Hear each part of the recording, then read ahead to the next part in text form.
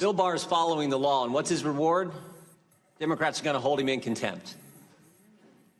I don't think today's actually about getting information. I don't think it's about getting the unredacted Mueller report. I don't think last week's hearing was actually about having staff question the Attorney General. I think it's, as my colleague said earlier, I think it's all about trying to destroy Bill Barr because Democrats are nervous he's going to get to the bottom of everything. He's going to find out how and why this investigation started in the first place. Never forget what Bill Barr said a few weeks ago, 3.5 weeks ago, when he testified in front of the Senate Finance Committee.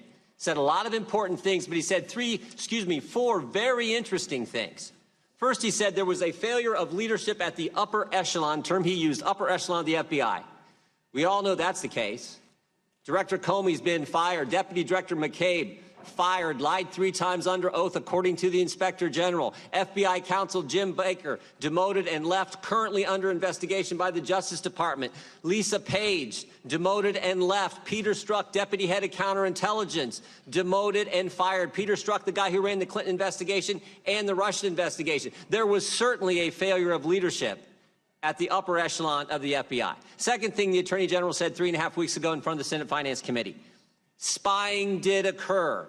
Said it twice. Yes, spying did occur. Third, he said, there's a basis for my concern about the spying that took place. And maybe the most interesting thing, 2 terms he used that frankly I find frightening. He said there was, in his judgment, he thinks there may have been unauthorized surveillance and political surveillance. Scary terms. We got to go back to January 3rd, 2017. Senator Schumer on the Rachel Maddow show talking about then President-elect Trump says this: if you take on the intelligence community, they have 6 ways from Sunday at getting back at you. Now, I don't know if the FBI went after President Trump in 6 ways, but I sure know they went after him in 2 ways. And the first one is the now famous dossier. On October 21st, 2016, the FBI used one party's opposition research document as the basis to go to a secret court to get a warrant to spy on the other party's campaign. That happened. Democrat National Committee, the Clinton campaign, paid Perkins Coie law firm, who hired Fusion GPS, who then hired a foreigner, Christopher Steele, who did what? Talked to Russians and put together this salacious, unverified document that became the basis to get a warrant to spy on the Trump campaign. They did it. And when they went to the court, they didn't tell them important things like who paid for it. They didn't tell them that Christopher Steele had already told the FBI and the Justice Department that he was, quote, desperate to stop Trump. And they didn't tell the court that Christopher Steele had been fired by the FBI because he's out talking to the press. They did that. And second, just last Thursday, New York Times story, FBI sent investigator posing as an assistant to meet with the Trump aide in 2016. FBI sent someone in, pretending to be somebody else, to talk with George Papadopoulos, who was with the Trump campaign. You know what they call that? You know what they call that? It's called spying. They did it. They did it. They did it twice, and who knows how much more. And what I know is Bill Barr has said he's going to get to the bottom of it. And think about the term he used again. This is important. Political surveillance in the United States of America. I will not yield. Think about that term. He's going to get to he said he's going to put a team together, going to investigate all this. This is critical. And never forget the guy who ran this investigation, Peter Strzok, ran the Clinton investigation and then launched and ran the Trump-Russia investigation. Never forget what he said. Trump should lose $100 million to zero. We need an insurance policy. Told Lisa Page, don't worry, Lisa, we'll stop Trump. This is what Bill Barr wants to investigate.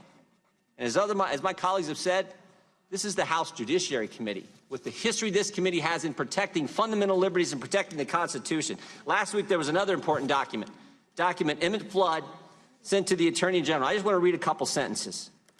Under our system of government, unelected executive branch officers and intelligence agency personnel are supposed to answer to the person elected by the people, the president, and not the other way around. This is not a Democrat or Republican issue. It's a matter of having a government responsible to the people, to we the people. In the partisan commotion surrounding the Mueller report, it would be well to remember that what can be done to a president can be done to any of us. And this committee is supposed to look out for that fundamental fact more than anything else. And we are not doing that today. I yield back. I would simply observe that, to his credit, Mr. Jordan has been second to none in asking for access to the materials we're asking for the.